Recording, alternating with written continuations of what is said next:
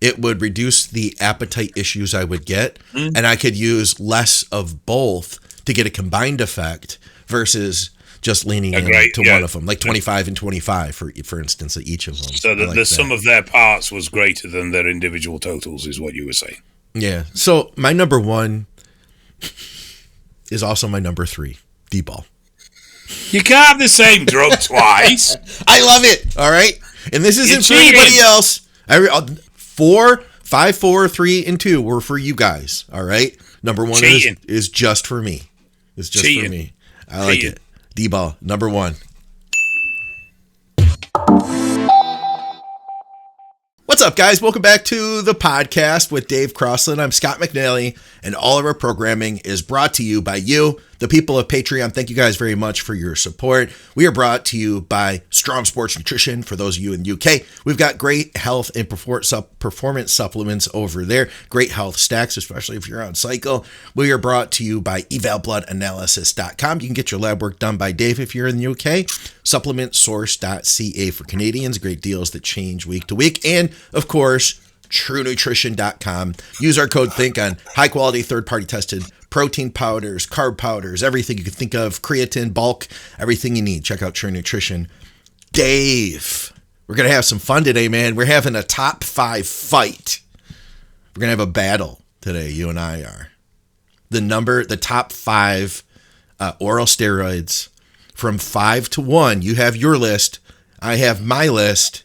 And we're going to battle it out for the top spot today. How do you feel about that? Okay.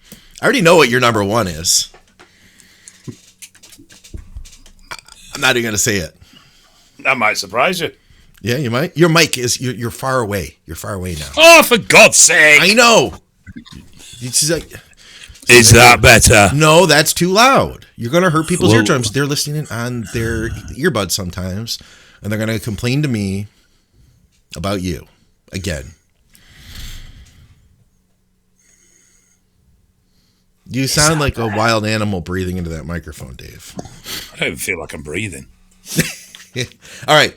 So we're going to battle this out. And then, of course, we're going to take your listener questions. Guys, if you're new to our content, we'd love to have you along. We have several bodybuilding podcasts each week. So please hit the subscribe button. Hit the bell, because a lot of times YouTube doesn't like to notify you when content like ours comes out. Dave, we're going to start with number 5. I'm going to let you go first. What's your number 5 best oral steroid?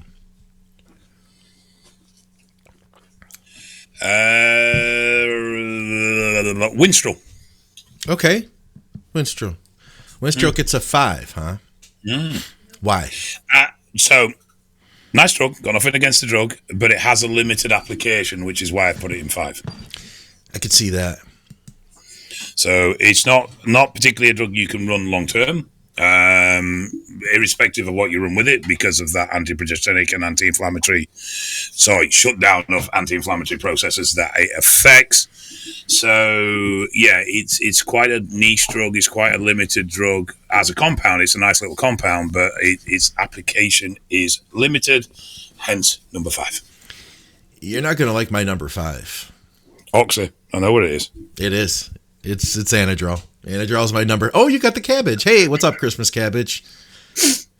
Yeah, so Anadrol is my number 5. It is, by far such a powerful, great compound to use in the off season, but I find that the application is limited because it reduces appetite. So the places that I'll use it anymore nowadays is going to be a few times a week on specific training days to break through a strength barrier in the off season, usually toward the end when we're not adding any more compounds at this point, sprinkle in a little oxy, or last few days of a contest prep. But for me, I found that the appetite reduction is such a limiting factor that in the off season, I can't use it for an extended period of time. That said, the days that you're using it are pretty good days.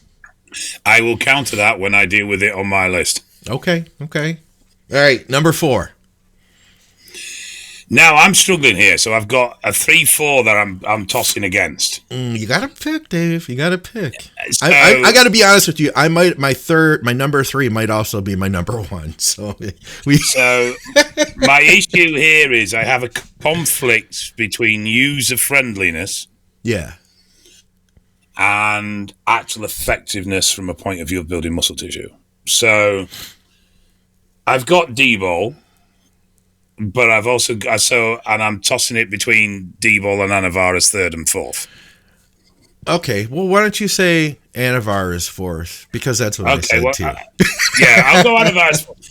So Anavar as a compound, it's user friendly. Yeah. It doesn't work. It's fine as a standalone, but you are going to limit your exposure to sort of 6 to 8 weeks because of the anti-estrogen effect. Well, the lowering of estrogen because it doesn't convert. So, but it's a nice all-rounder, but I do think it's a bit beige as a drug. That's a good way of putting it, too. A little, vanilla. It's just a bit, it's okay. Yeah. So we'll go Anavar 4th then for that reason, but it's user-friendly. Yeah, I would agree with you. Basically, across the board, I also have Anavar as 4. I feel like it's a good compound overall, but it doesn't knock your socks off. No. You know, if somebody was going to say, "Hey, I have some extra Anavar," I'm not going to be like, "Okay, this is going to be a game changer." You know what I mean? No. I don't find it that way. That said, it is it's a good, like you said, it's a good middle of the road kind of vanilla beige compound. So I'm with you right there.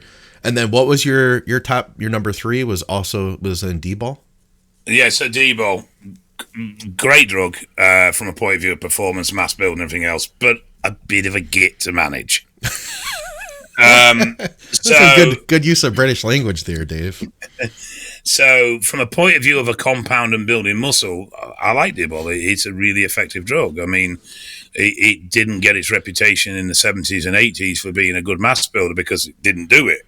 Yeah. But estrogen management is difficult, and for some reason, the modern steroid user seems to have real issues with managing estrogen. I don't know why. They just don't seem to be capable of doing it. There's this hate campaign against AIs. If you're running anything that aromatizes, you must run a gram of Primo to counter it. Yes. Bollocks that's going on. So it isn't a popular drug anymore. It's definitely fallen out of vogue because it takes a bit of effort to use it from a point of view of management. And that's why I was, from a compound to build muscle, I'd put Dbol or Anavar all day long.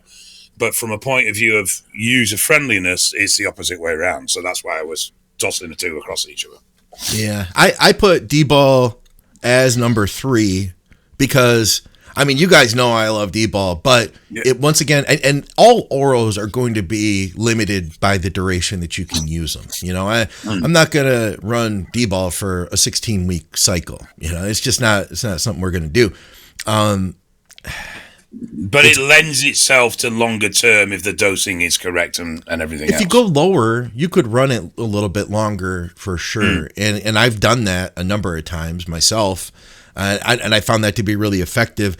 I also, one of the reasons I really like it is just that feel good quality. When I've used Dbol, and I've noticed other people mention this too, I get a great sense of well-being. And you get not only that, you get the instant results. It satisfies my instant gratification that you take the Dbol and within a week, you're up several pounds and you feel good. You're getting stronger. You have that pressure in your training. You can push up the dumbbells, a lot heavier.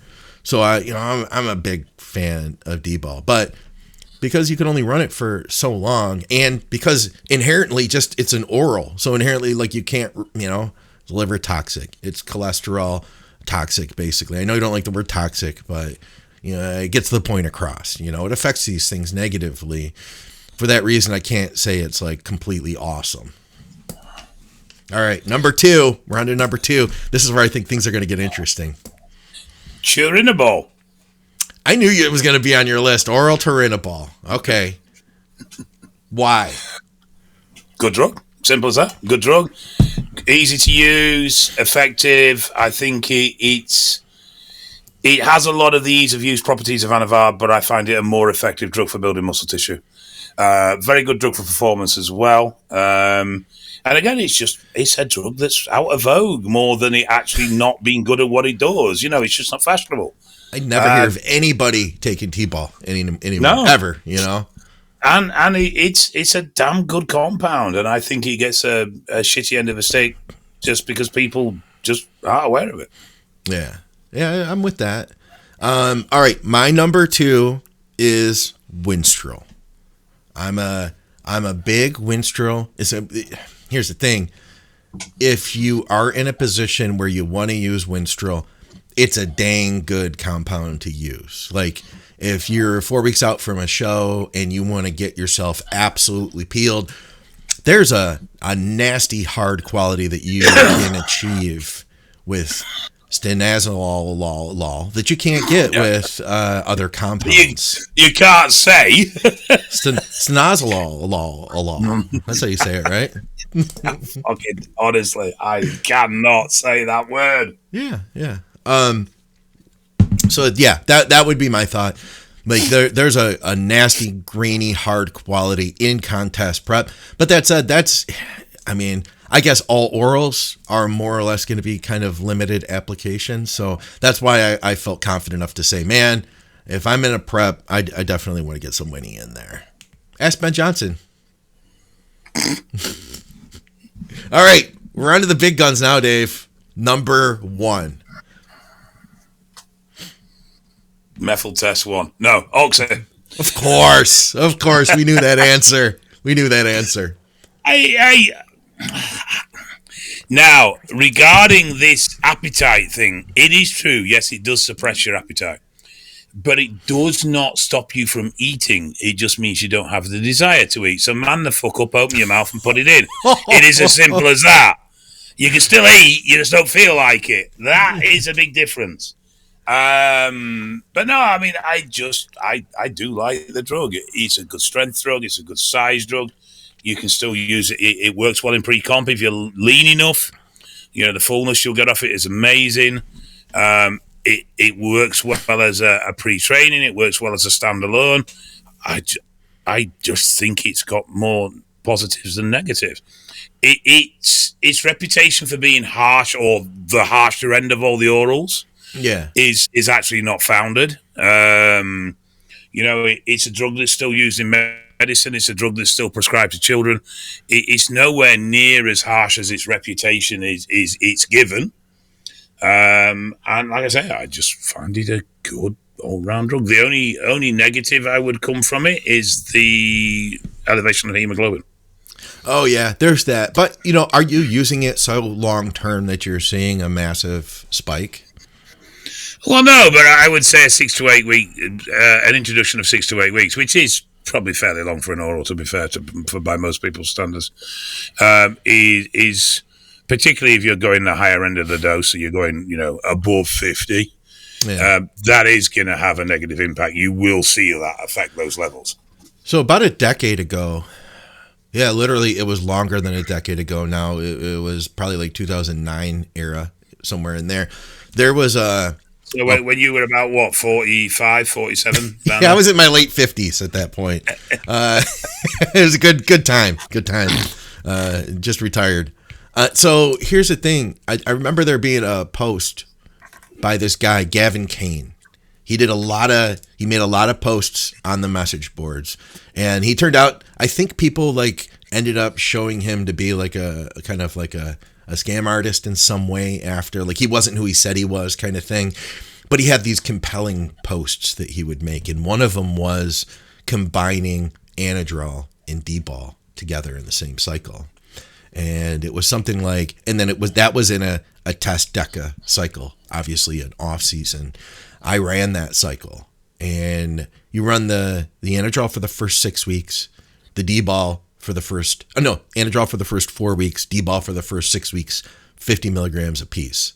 Now, let me tell you, man, it's a good combination. I found that I even liked reducing the Anadrol. It would reduce the appetite issues I would get, and I could use less of both to get a combined effect versus just leaning one of them, like 25 and 25, for instance, at each of them. So the sum of their parts was greater than their individual totals, is what you were saying.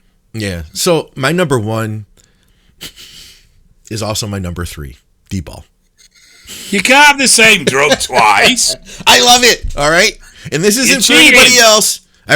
4, 5, 4, 3, and 2 were for you guys. All right. Number 1 is just for me. It's just for me. I like it. Dbol, number 1. You cheated. Yeah. I'm not playing with you anymore. You cheat. Compound. I should run a little Dbol into the Olympia.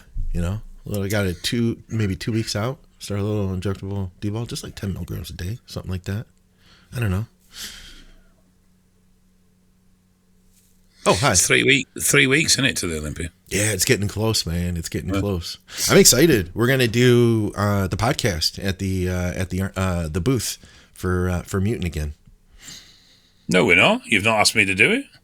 You can't come to the U.S. anyway. You don't have your papers. No, but you said you were going to do the podcast. This is the podcast, and you can't do it because I won't be there unless you're going to satellite link me. We're gonna do a different podcast, okay? Well, you mean that Ron and Dusty shit one? Yeah, that one. So we do have a lot of listener questions, guys. We got a bunch of stuff. Before we got into it, real quick, Dave sent me these pictures. I didn't even open them up yet. What am I looking at here? What is this? That's a squidgel and his picnic table. What did you call it? It's a squidgel. Squidgel? Oh. Yeah, squirrel. It's a squirrel. So my wife has bought the squirrels a picnic table. Oh my God, and they're using it. I want to see them sit down at that. They are using it a lot. It's amazing. Dude, especially this time of year. Is it starting to get like cold and dark there? Yeah, it's starting to feel a bit wintry now. We're supposed to have a bit of an Indian summer next week. But I'll believe it when I see it. Yeah, it's getting like, I notice, here's the thing. I don't set an alarm clock when I wake up, but I wake up about the same time every day, around 7:30, depending on the day. Lazy man. Yeah, and I actually go to bed pretty early too. We go to bed at like 9:30 at night, believe it or not. Lazy man. Oh no, I got to get my rest, but I notice it's been getting, like I wake up and it's still dark out at 7 o'clock.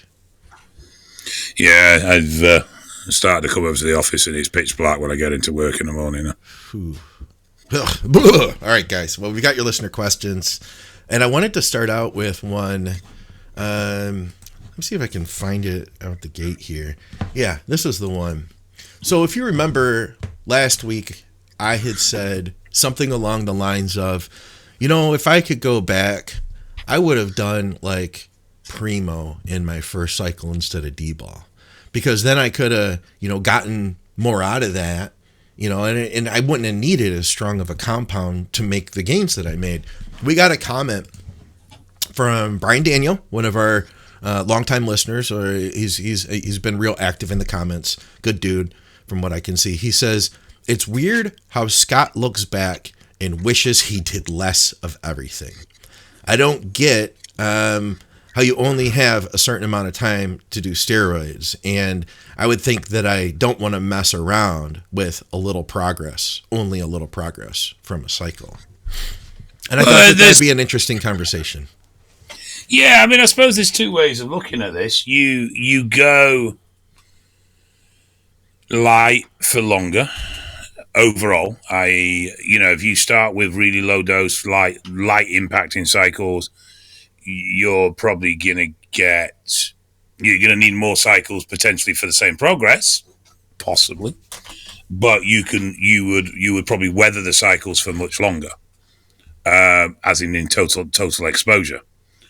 Where if you went down a slightly, and I'm not advocating that you do like 1 gram first cycles or anything stupid like that. You still did, but you went down a more slightly aggressive route with your anabolics, you would gain potentially more tissue in a shorter period of time.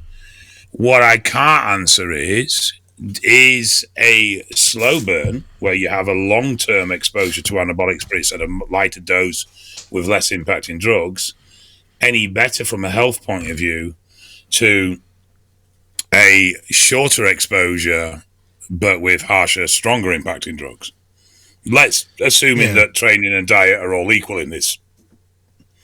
And I mean, that was the SHIC approach, was that you did very high dose for very short intervals, and that was going to be as impacting on your progress as a milder dose for a longer period. The what approach? The SHIC approach, super high intensity cycles. Oh, okay. I never heard of that. Yeah, I mean, it might be an English thing, but yeah, the SHIC approach was that you did mega high dose cycles, but you did for short 4 or 6 week blasts. Yeah. And I honestly don't know the answer. I don't think there's any anabolics that aren't impacting negatively. Sure. I think with a lot of them, it's. I mean, we discussed Primo, mild drug, mild in its results, mild in its negativity. Apart from that one thing, HDL. But if you manage that, then, for all intents and purposes, Primo is incredibly well tolerated. Would a total exposure, let's say, of 4 years of Primo over a 10-year usage period, be more impacting on your health than a total exposure of, say, 18 months of Test and Deca? I don't know. I don't know. Here was my thought when I had said that, Dave, was that, I mean, I feel like my total exposure is probably going to be the same regardless. You know what I mean? Unless there was a problem, I just figured like, okay, I just want to make the best progress I can. And I realize now that I probably could have made the exact same progress using less than I did. So if I could have done that, that would have gave me more room to then turn it up and continue making great progress in the future cycles, you know? So my mindset of that was, hey, I wish I used Test Primo versus Test Dbol.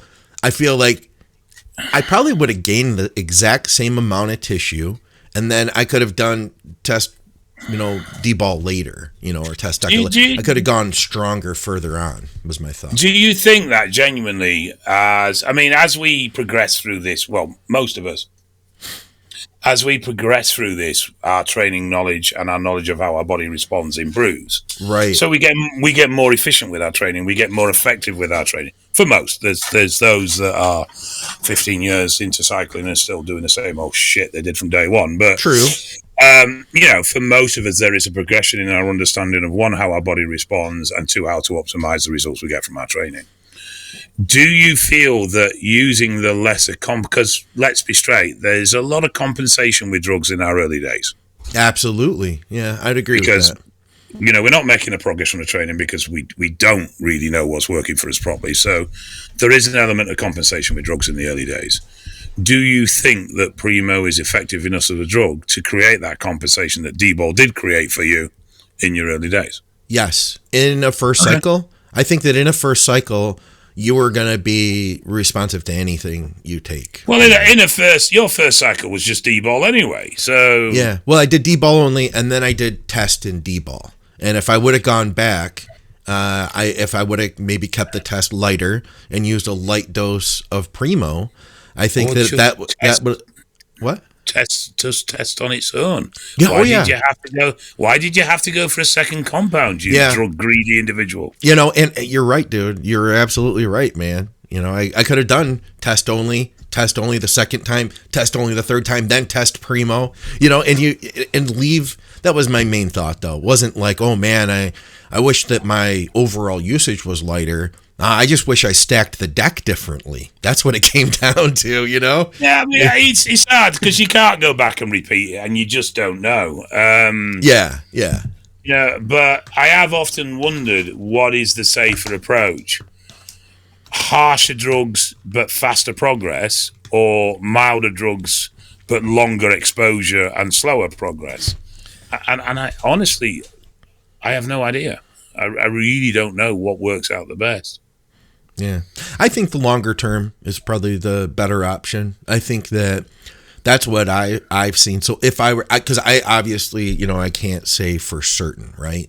But if I were to guess based off of my experience now, I would lean toward lower for longer would outweigh higher for shorter.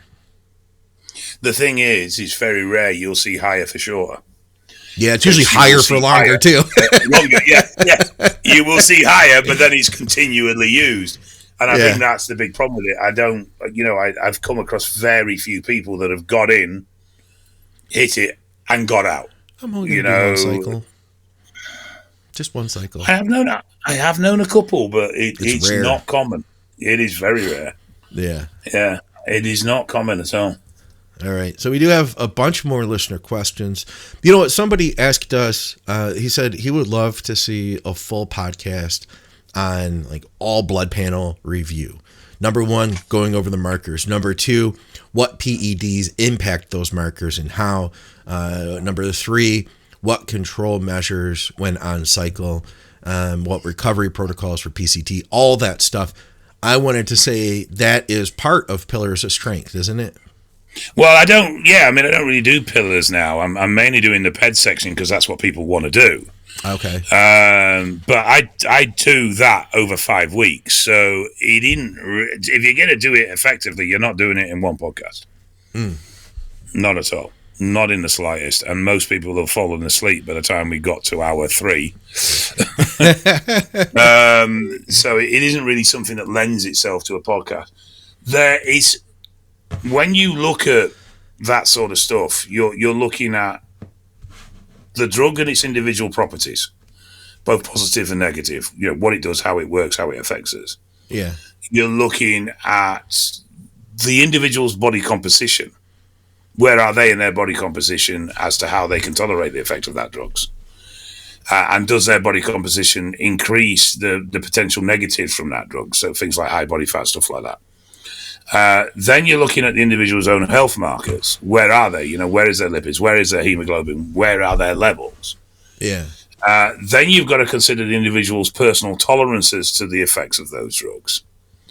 And then you've got to consider the goal that person is trying to achieve. So it is, and all of those interplay and have into complexities in how they can affect and offset each other. So it isn't. This is why I don't like this stuff when people do ratios. Take this amount to this and do this amount for that, because it just doesn't work like that. Yeah. How about this one? That's a very gay mug. I know you say that every time I drink out of it. I got this mug. It was like a big latte mug from JCPenney's. I got it when I was like 19 years old. Stole it, didn't you? You stole it, didn't No, you? I bought it. It used to have a saucer, but I broke the saucer. You stole it. You can't put it in the microwave because it's got this. This is like actual like gold leaf inlay. Is it gold? Is it? I don't know what it is, but it's definitely metal because it sparks if you put it in the microwave. Yeah, well, it is gold leaf then. All right, how about this? It's probably not real gold, man. It's probably some bullshit alloy. I mean, gold leaf's relatively cheap to do. Is it? Yeah, it's not expensive. Yeah. I mean, you can buy it in sheets. Huh. Oh, okay. Look at that. You learn something new every day. What are your thoughts on JP using Halo pre-workout when not in a contest prep, especially if you were not using it in contest prep? It was the wording of the question. Okay. I don't really want to answer this. People are free to do what they want to do. JP is an extreme in several aspects. You think? An extreme in what he does, an extreme in what he's capable of doing. There are very few people on this planet that can train with the intensity and the dedication that JP has. Yeah. If someone wants to take a drug for whatever reason, that's their choice. You could say that certain drugs maybe aren't ideal for certain things. But, Halo as a pre-workout is definitely, that's where it's one of its major contributing things is hardness, pre-comp and pre-workout. So it's not necessarily just a pre-comp drug. It has very beneficial effects when it comes to being used as a pre-workout. It wouldn't be my choice because I'm quite big on you really should have enough mental aptitude to be able to push yourself in the gym and work hard without having to use a drug to do it or without having to use a pre-workout to do it. I'm not a big fan of pre-workouts. I'm not a big fan of using performance-boosting chemicals from the point of view of making your training better. You wouldn't take steroids then, ever? Steroids is slightly different because they're not an instant performance aid. They're more of a rounded long-term. What I'm talking about is drugs that give you a direct stimulus so that you train harder. I get where you are with it. But I can respect that, I guess. I don't like it. No, I get where you are with it, though. I understand what you're saying. Well, if that's true, then testosterone and all that stuff is out the window as well. I'm a fan. I'm a fan, and I'm okay. Like, people are like, hey, don't use pre-workout. Listen, I'm good with pre-workout. You don't want to abuse these things. You can't use it all the time. I would feel not good about somebody using pre-workout for every workout they do and going, oh, I forgot my pre-workout. Now I can't go to the gym. I better just go home instead. That's not a good thing. I don't want that. But if you want to use pre-workout, I'd say, but like, hey, I don't care if you use it year round. Let's say that you want to really get after it on your back day. You want to really get after it on your leg day. Yeah, let's use a little more pre-workout subs on those days. And I'm the same thing with gear too. But I think with JP, because I remember the first time I heard him say this was like 2016 on Muscle Minds. And he was talking about at the time. So he probably does things way different. It's almost been a decade now. He would cycle between things like 2 weeks of Methyltren, 2 weeks of Halo, 2 weeks of, I can't remember what, a Super Draw. And then he would cycle. But that would be like at the absolute peak of his strength. And at that point, we can imagine, like you said, JP's extreme. So we know that every box is being checked. Everything that he can possibly do to control the situation and get to the point where he is now at the absolute tip of the mountain when he's about to hit that top set. Then to me, I'm like, yeah, let's add some pre-workout Halo, you know? It's only going to allow him to push it that much further. But is it going to be a good idea for like the average, just like gym goer that's using gear recreationally? I mean, yeah, maybe it'll be exciting and fun to give it a try. And if you kept the doses real moderate for a short duration, you'll probably be just fine to get away with it. But is it something that's going to make a big difference in your progress? Probably not, unless you've already crossed all those other boxes. Yeah, I probably didn't explain myself very well. I don't have an issue with occasional stimulation. I don't have an issue with using a pre-workout because you're knackered and stuff like that. But what I don't like is this dependency on a pre-workout in order to be able to train.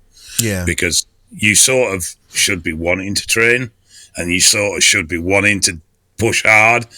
That's sort of what it's about.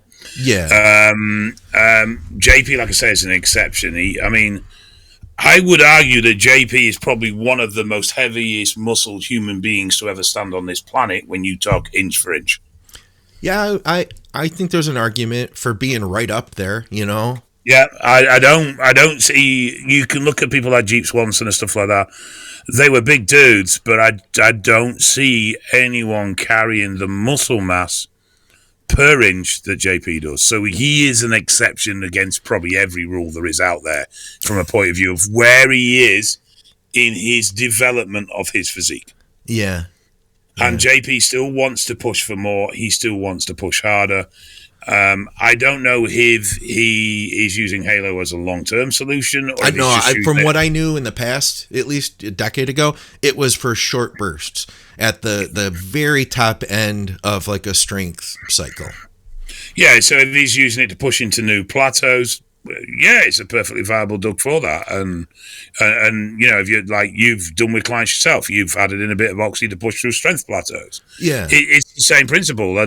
But a lot of people look at JP as a blueprint for what they should be doing. And I'm not knocking JP's drug use at all. I'm not going to be a hypocrite in that way. But what I'm meaning is, he's a unique individual in his ability to be disciplined in what he does and his ability to push as hard as he did.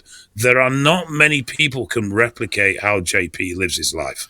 Yeah. And as a result, I don't think you can take JP and then transplant that onto yourself, because exactly. I mean, I agree with that 100%.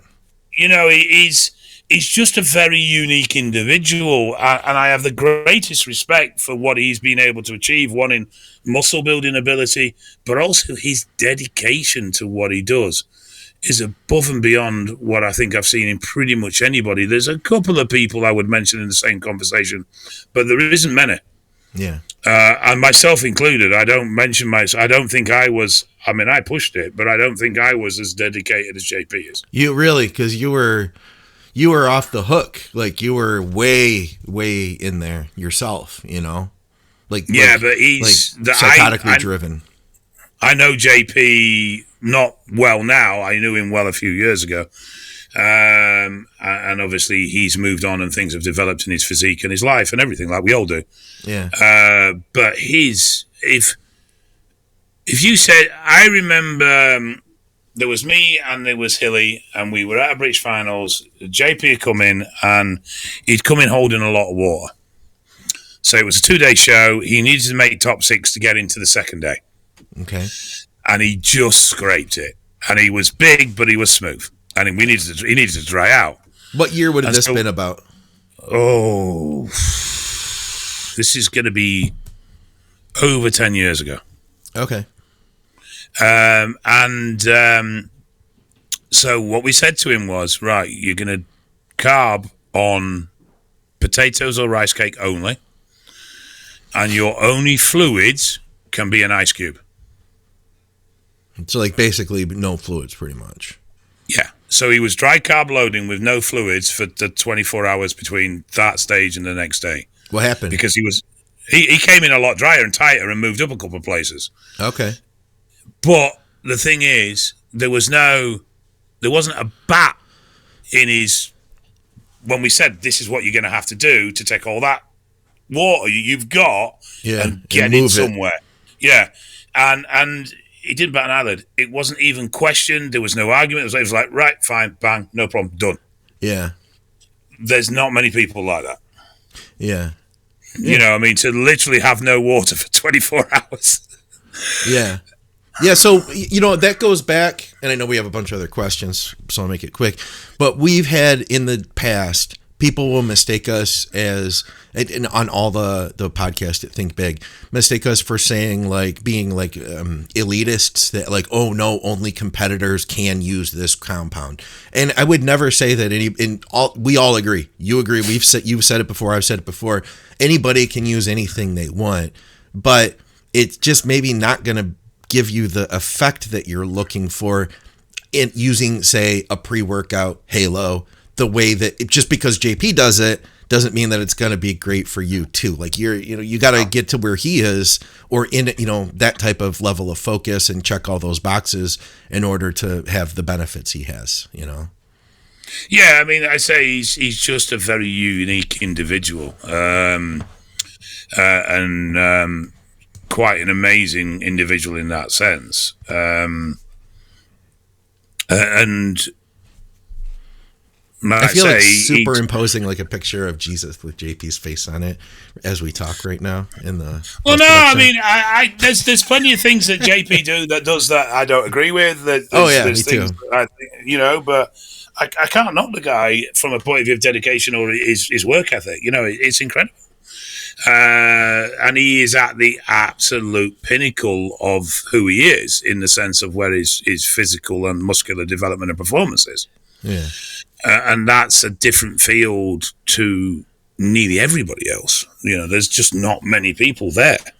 And, Halo as a pre-workout in the right scenario, it's a useful tool.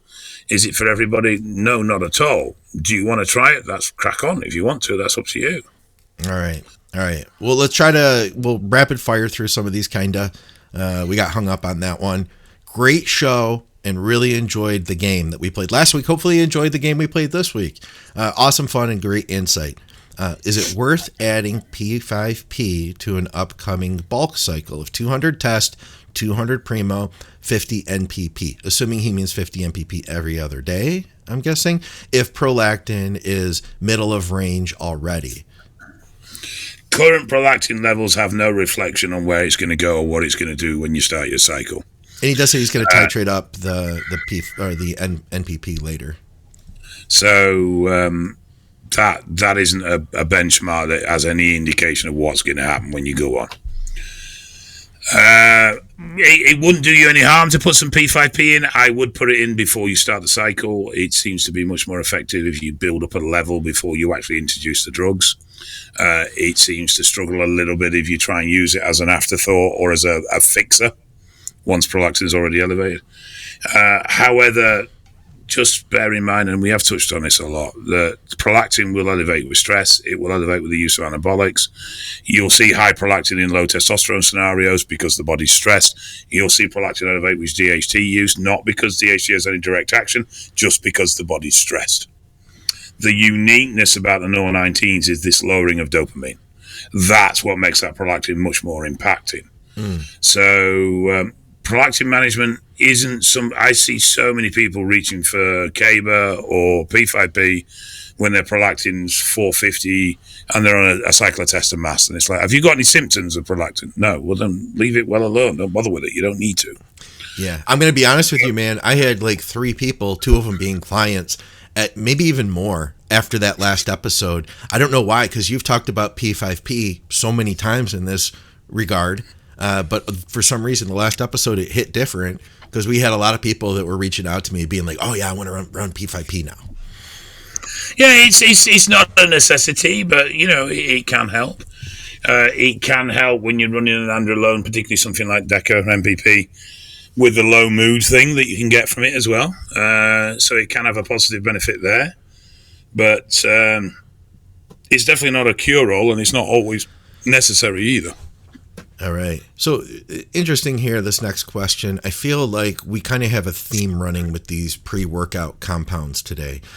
When designing a course in which you're planning to include test suspension as a pre-workout, would the test from it be calculated into your total weekly milligram count? Seems obvious, but having such a short half-life, it made me wonder. Thank you. I wouldn't. No, I don't either. I wouldn't. No, I wouldn't at all. Because, like you say, it is such a short half-life. I mean, you're talking a matter of hours.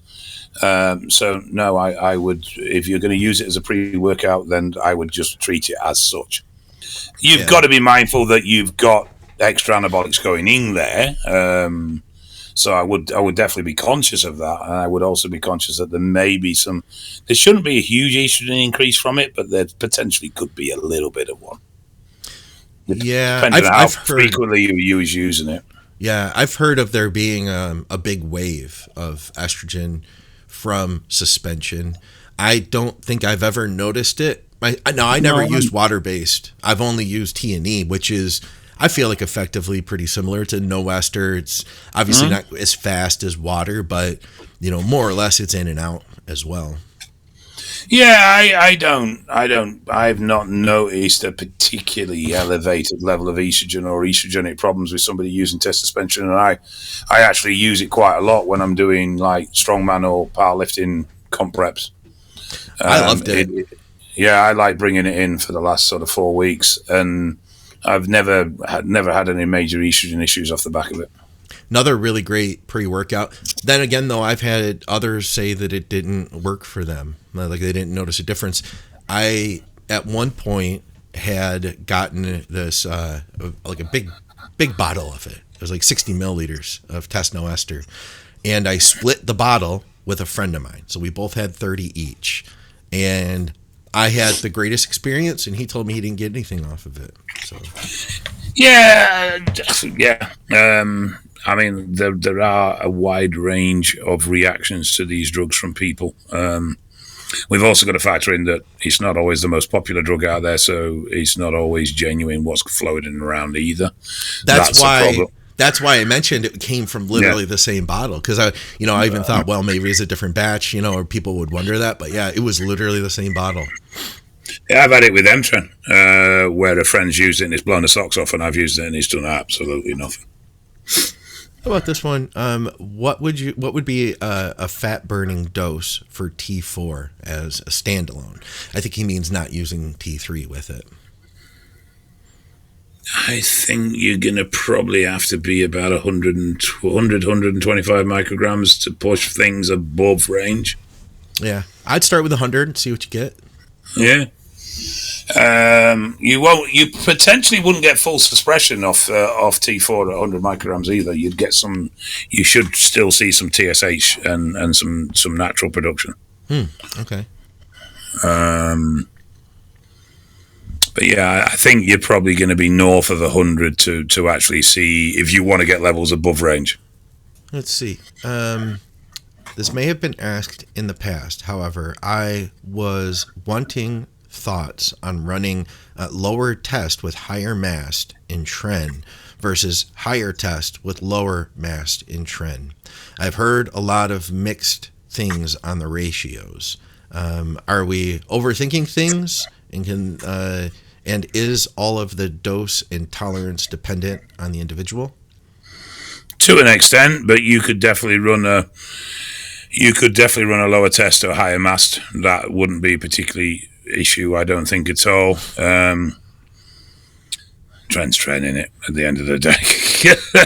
I mean, Tren is just what it is. But yeah, I mean, in the same way you can run tests on a high deca. There will be some individual tolerances, though. High mass to low test will be generally well received by the large percentage of people. I mean, I even know people running into comp prep with DHT only, no test. And that's tolerated quite well. Yeah. The only thing you'd have to watch would be you don't want estrogen being super low. Someone who gets low estrogen from mast isn't that common, so generally it's just going to be the blocking of the receptors that's going to be going on through the mast. But yeah, that's still going to create a low estrogen exposure. So you just got to be mindful of stuff like, are your joints starting to get a little bit painful and stuff like that. But yeah, no, it should be well tolerated. Like I said, I know people that run in comp prep on DHT only, and they seem to thrive quite well on it. I've done well. Let's say take a guy who's a non-competitor. He's on TRT. Let's say his TRT is 150 a week, just for the conversation. And let's say that he's dieting for 6 months and he wants to get in the best shape that he can. We might start just with TRT, and then when we're ready to bump the gear up, I mean, even going with like bumping the test to 200 or 250, and then adding mast at say 300. I'm great with something like that, where the mast is higher than the test, and you're still getting a little bit more test than you would have normally. Like I've seen people do really good on a cycle like that, not have any side effects, and do a great job at retaining tissue while getting into the best shape they can. Like get peeled, Oh yeah, I've seen people 200 test 400 mass with no problems at all. 200 test 500 mass with no problems at all. Yeah. So yeah, I don't see any issue with it in principle at all. All right. Okay. He says he's got a serious problem with his sex drive. He says he's been on EQ for 2 years. Anytime that he tries to back off or switch it to Primo, he says, I lose my sex drive and my erections. What is going on? Is DHB way stronger than DHT, or is DHT making it so that I have no estrogen, or what? Thanks, guys. You're awesome. I told him get some lab work. Yeah, the thing is as well is how long are you allowing? So I've had this with someone recently where they're struggling with low libido, and we're making some changes, and they're just not giving things enough time to establish. They panic, right? Yeah. And I understand when you've had low libido for an extended period of time, you get sick of it, you just want it to change. Anything that doesn't improve it or make it worse, you give on it very quickly. And I get that. I understand why that's happening, and I sympathize with that. But you do need to give things time. We've discussed this, that, there are people where EQ is anti-estrogenic. Not everybody, but it does happen in some people. However, if that's not the case with yourself, and then you're putting Primo in, you could well be lowering estrogen. And it could be getting too low. I mean, we don't know doses. Right. How long you been on, or what have you been running EQ at for 2 years, Yeah, I mean, the 2 years is a little bit not ideal, mate. We still call that a cycle? Well, hey, my first one was 4 years long, so yeah, fuck it. Let's call it a cycle. But yeah, I mean, I think you need to see where you are. And if you're currently back on your EQ, then you need to test where you are now. Yeah. So you know what levels are creating what you feel is normal. And then you need to test once you've done the change. Yeah, you might be suffering with low libido for a few weeks, but you need that change and test to see what's changing. The other thing, and I don't think people give this a lot of credence, but it does actually happen. If you've been running drugs at an increased level for an extended period of time, there's going to be a point where the body starts to down-regulate and change things to create that as a normal situation. Yeah. I know. I've seen that. I know what you mean. I've seen it myself. So you're going to need a bit of time in your new protocol for things to adapt and adjust and level out. And unfortunately, that might mean that you're going to have a month or even 2 months of not being at your best when it comes to sexual function. But, I mean, the other thing is, you've been running EQ 2 years, I'd definitely be checking your lipids. I'd definitely be checking your full blood count and making sure that things are all right. And I'd definitely be checking your kidneys, because if you've been running with thick blood for an extended period of time, that's something that's going to be at risk. So it's definitely worth checking all those things and seeing where you are. I don't know if you've had recent blood work of other nature or not, or if you've had any blood work during the period that you've been using it. You may well have done that anyway, but you definitely want to be having a health check if you've done EQ for 2 years. Even if it was 200 meg a week, I'd still be wanting to have a look and see where things are. Yeah. I would wonder, would it be a good idea maybe to just basically come off all of this?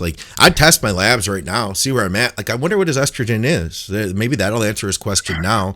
And then come off, go to TRT for a little while. Give it 6 whole weeks. Let not only the EQ clear, but let those metabolites fade. Let's give you a little bit of time just to let your estrogen, everything go back to normal, and give yourself a little period of a reset. I think it's time after 2 years, Yeah, I would say so, but I mean, if you're having issues, there's always Cialis. You could use that if you're having concerns. As a stopgap, just while you get things leveled out. Definitely. I mean, people's relationships with drugs can be very complex. Agreed. All right, couple more here. All right, here's one from Patreon. Actually, he says, question for drugs and stuff. What are the pros and cons of someone who metabolizes gear fast? I'm not so sure there's pros, really, because it just basically means you have to use more. Yeah. Well, I don't know. I actually know a guy on TRT that has this problem. And he genuinely has to run 250 milligrams a week. Okay. If he did, he just goes through it like there's no tomorrow. And we've tested him and tested him and tested him. So he's taken a shot, and then you tested him a couple days later, and then tested him 5 days after that, and you see a huge drop, huh? Yeah, and it's pharma as well. So he's on a script. So it's not like it's UGL either. So, yeah, we these people do exist. Oh, yeah. What I don't know is, do the same side effects developed from using a high dose frequently, even if you're a high metabolizer? Because you still have that initial spike in levels when that initial injection goes in. Yeah, that's true. So you take 250 of test 10th, you're still going to clip 40 and more. Maybe even more. But then it's going to come down very, very quickly. So So I don't know if there's an increased negativity against side effects, i.e. things like blood thickening, lowering of HDL and that sort of stuff, in someone who has a very high metabolism for metabolizing drugs. But you would generally need, obviously, to use more drugs. And it can make management a little bit awkward because you're not going to have this slow turnover that everybody else does. So you might find fluctuations are a little bit more extreme, i.e. estrogen might spike high and then drop as well. Yeah. So it depends if the downstreams of the drugs you're taking behave in the same way. Are you clearing estrogen at a rapid rate as well, or is that cleared normally? So it's difficult to say, is the honest answer. But I would say I don't really see any pros, if I'm honest.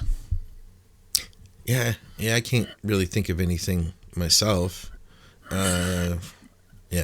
Anyway, another question here. Okay, so I'm doing the contest for the month of September. If you comment, if you leave us a good review on iTunes, you're automatically entered for a free t-shirt. Natty Mouse says, enjoy the show and information. How do I get in the drawing for a free t-shirt? I just told you. And then he adds, my wife loves my big oversized t-shirts. Where's my muscle and strength, my 2 primal, my bulk nutrition, my Bob Marley. Help, I need to own my own shirt from Think Big. Anyway, I'm glad that my wife goes to the gym, trains hard, lifts heavy, and is a good training partner. Currently, her flat bench is 75 kilograms for 2 at 57 years old. What's that, Dave? 75 kilograms. In pounds? It's like 165. Okay, 160. That's like more than some men can bench, I think. You know what I mean? Respectable, yeah. Yeah, that's good. You could also go to I've got a link in the description for the website for merch. So we've got shirts there. Do we have time for... So basically what you're saying is you are bribing people to lie. No, they have to tell the truth. If you don't enjoy the shows and want to give us a 5-star review, then just go about your merry way. And you probably aren't interested in a t-shirt anyway. So it's really... It kind of takes care of itself. You know what I'm saying, Dave? Well, no, because you're only rewarding people that say that they've had a good time, where you should be rewarding people for every review. But if they don't love the show, do they really want a t-shirt? Or maybe they just don't love that episode. What if they're like, but it's the we have produced stinkers. You cannot deny That's have true. Stinkers. We've had a couple bad episodes here and there. I guess that's about it. That's about all we have time for. Let me make sure I'm not missing anything, because we never can get through all of them. I would love to be able to get through everything. And I will say, guys, if you didn't get your question answered, or you have a question yourself that you haven't posted yet, feel free to comment on this episode, and we will do our best to tackle them on the next show. We try to get it through everything that we can. We do have one more very important segment of the day, though. You know, I did think of something. And did you write it down?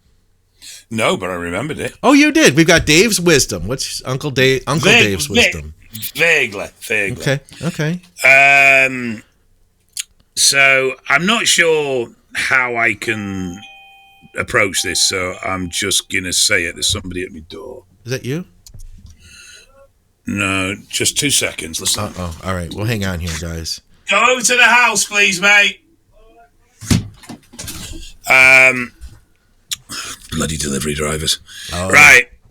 So, if you do something for somebody else, you do somebody a favor.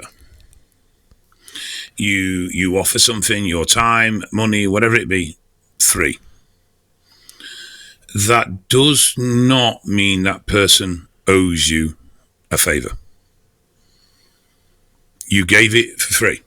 Yeah. So when you do things for other people, make sure you are willing and you are giving them with no preconceived idea that there's a return. Because they don't owe you a return. You've offered to do something for them for free, out of the goodness of your heart, which is great, but that doesn't mean that they now owe you a debt. Yeah. If you offer to do something to someone and you say, but you're going to owe me one, then that's a slightly different scenario. You are creating a trade. You are creating a trade of services or whatever you want to call it.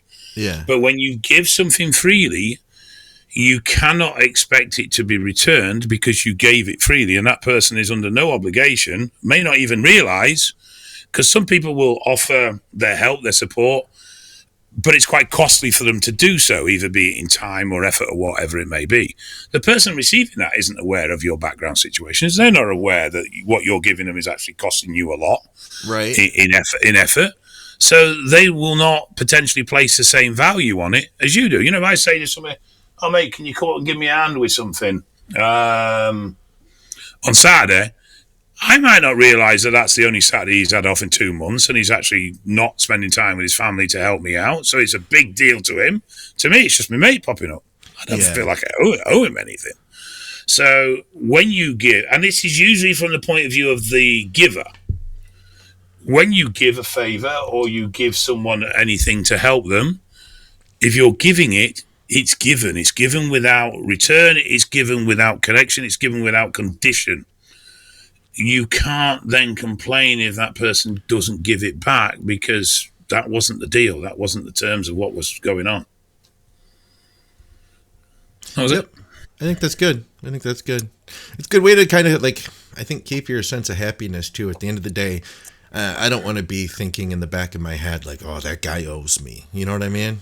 Well, the other thing of this is don't give if you're not willing to. So at the same time, don't feel guilty if you don't give because you don't have to either. There's nothing wrong with saying no. And a true friend understands that. So if someone falls out with you because you're not willing to give them a lift or you're not willing to lend them a tenner or whatever it is, then get rid of them. They weren't friends in the first place. They were just there for what they could get out of you. Yeah, or look at his situation and why it might make sense. You know, if your friend was like, "Hey, Dave, it's my only day off in 2 months, and I need to spend this time with my wife," then you might be like, "Oh, I'll find another friend that can help." You know? Yeah, I wouldn't expect it. I don't like, but you know, when you do favors, that's what they are. They're favors. They're freebies. They are not given on conditions. Yeah, and if they are given on conditions, then you make that clear at the point of giving.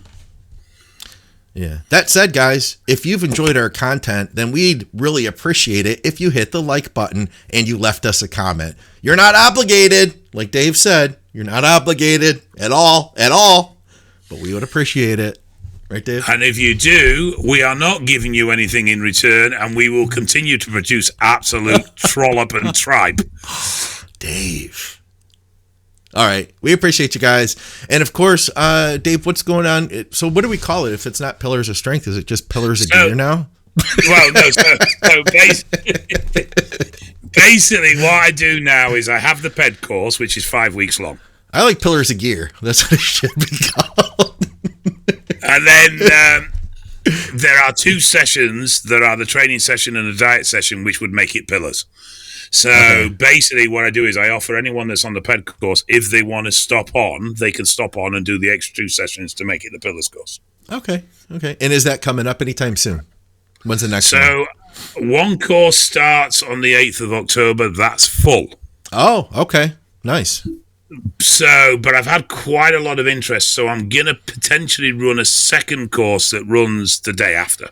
Why is it full? Is it because there's one-on-one stuff? Well, yeah, it's just there's a limited, in order to create a viable working environment where people can ask questions and get responses. Okay. Because it's all live via Zoom, so people can ask live questions and there can be discussion.